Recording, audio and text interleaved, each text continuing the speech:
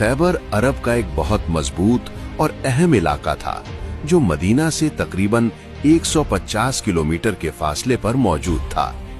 ये जमीन ज्यादातर यहूदी कबाइल का मरकज समझी जाती थी, जहां उनकी आबादी, तिजारत और मामूलात जिंदगी मजबूत बुनियादों पर कायम थी। खैबर अपनी बेपनाह दौलत, बुलंद और महफूज किले और जंगजू पहलवान और तजर्बाकार फौजी कुव्वत की वजह से पूरे अरब में मशहूर था।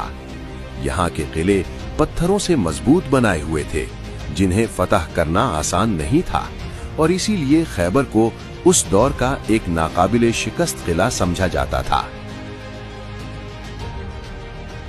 ऊंची दीवारें, मजबूत दरवाजे और किले के गिर्द हिफाजती बंदोबस्त दुश्मन के लिए खौफ की अलामत थे। इसीलिए अरब में ये बात मशहूर थी कि जिसने खैबर जीत लिया उसने अरब जीत लिया। ये जुमला सिर्फ अल्फाज नहीं था, बल्कि खैबर की ताकत, उसके जंगजू कुव्वत और उसके ना गिरने वाले किलों का इजहार था। यहूदी सरदार मदीना के खिलाफ मुसलसल साजिशों में मसरूफ रहे थे।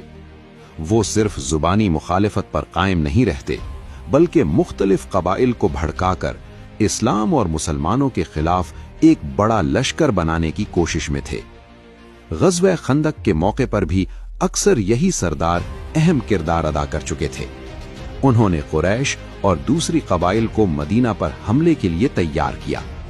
इस मुसलसल फितना अंगेजी ने मदीना के मुसलमानों के लिए सख्त खतरा पैदा कर दिया हुआ था। सुना है दुश्मन फिर से हमारे खिलाफ साजिश कर रहे हैं।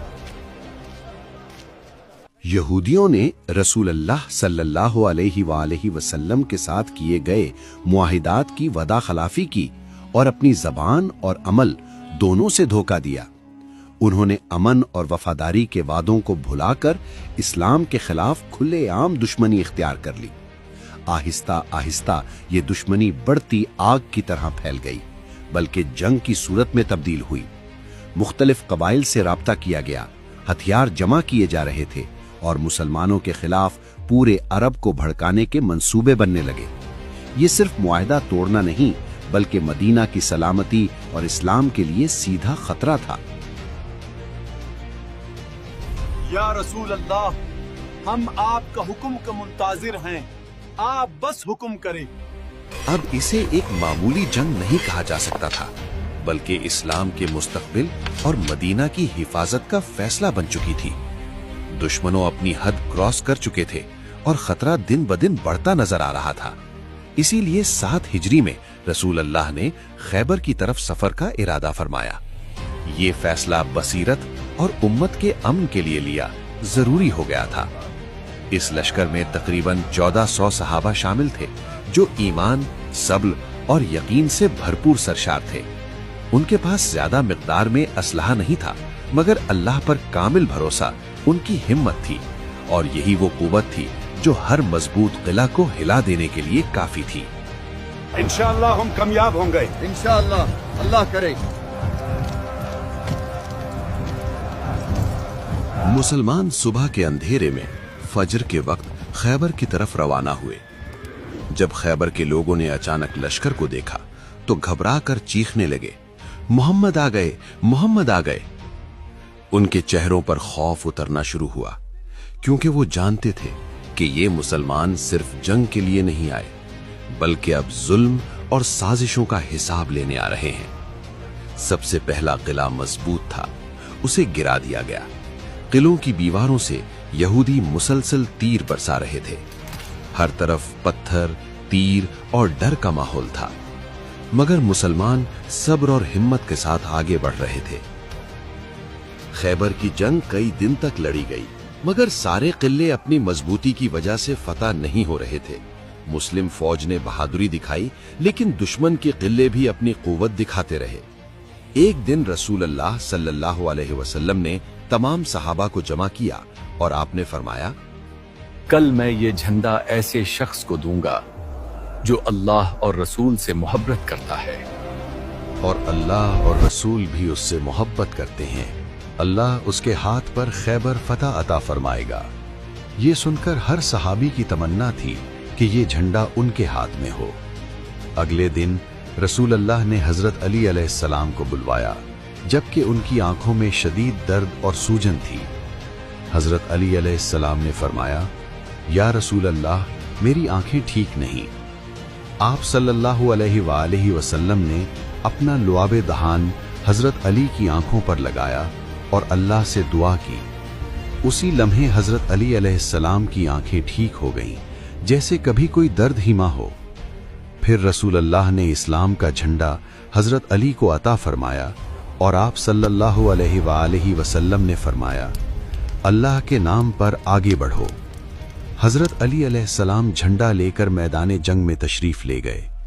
یہودیوں کا مشہور پہلوان مرہب، جس کا نام اور قصے بہت مشہور تھے عرب میں، اپنی پوری طاقت اور غمنڈ کے ساتھ باہر نکل آیا۔ مرہب لوہے کی وردی پہنے ہوئے تھا اور زور سے اپنی شجاعت کے شعر پڑھنے لگا، اور مرہب نے حضرت علی علیہ السلام پر 3 دفعہ تلوار سے وار کیا، لیکن ناکام رہا۔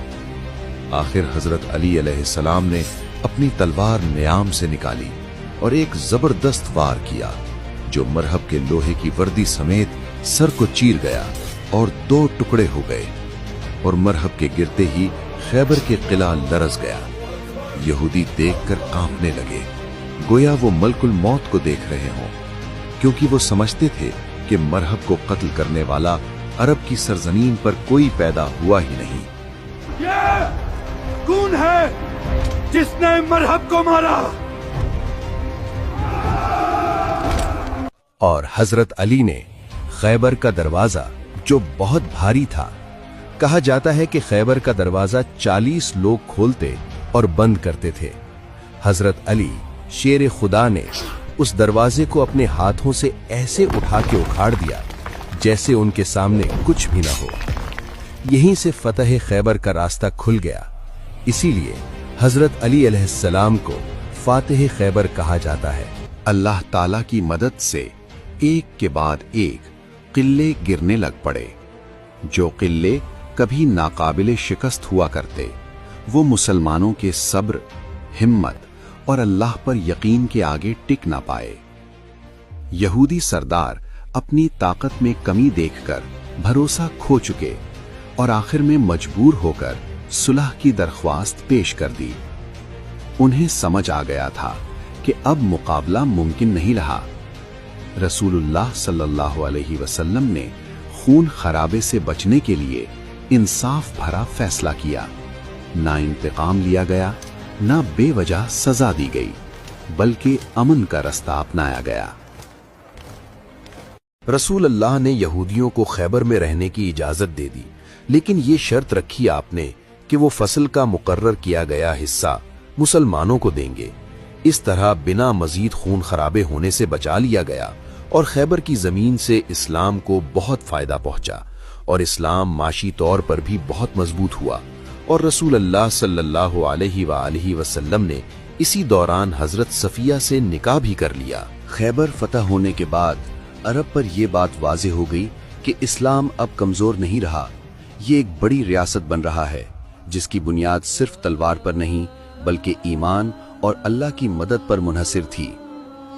اس فتح کے بعد عرب کے دشمن قبیلے کھلے عام اسلام کے خلاف کھڑے نہ ہو سکیں۔ جو لوگ پہلے سازشیں کرنے میں ماہر تھے، اب سوچ سمجھ کر قدم بڑھاتے، کیونکہ اب انہیں یقین ہو گیا کہ اللہ تعالیٰ کی مدد مسلمانوں کے ساتھ ہمیشہ رہے گی۔ اللہ تعالیٰ نے اس عظیم فتح کا ذکر قرآن مجید میں بھی فرمایا ہے تاکہ یہ فتح لوگ ہمیشہ یاد رکھیں۔ خیبر کے بعد مدینہ عرب میں ایک طاقتور ریاست بن چکا۔ رسول اللہ صلی اللہ علیہ وسلم نے خیبر میں لوگوں سے انصاف کر کے دکھایا کہ طاقت ملنے کے بعد بھی انصاف کیا جا سکتا ہے۔ فتح خیبر صرف ایک جنگ نہیں بلکہ اسلام کی اخلاق اور عدل کی زندہ مثال بن گئی ہے۔ اگر آپ کو یہ ویڈیو اچھی لگی تو لائک اور شیئر کریں تاکہ یہ سبق اوروں تک بھی پہنچے۔ اگر آپ چاہتے ہیں میں ایسے اور قرآنی واقعات سینیمیٹک سٹائل میں لاؤں تو چینل کو سبسکرائب کریں۔ دعا: یا اللہ ہمیں انصاف کی قوت عطا فرما، ہمارے دل سیدھے رکھ اور ہمیں اپنے حوالے رکھ۔ آمین۔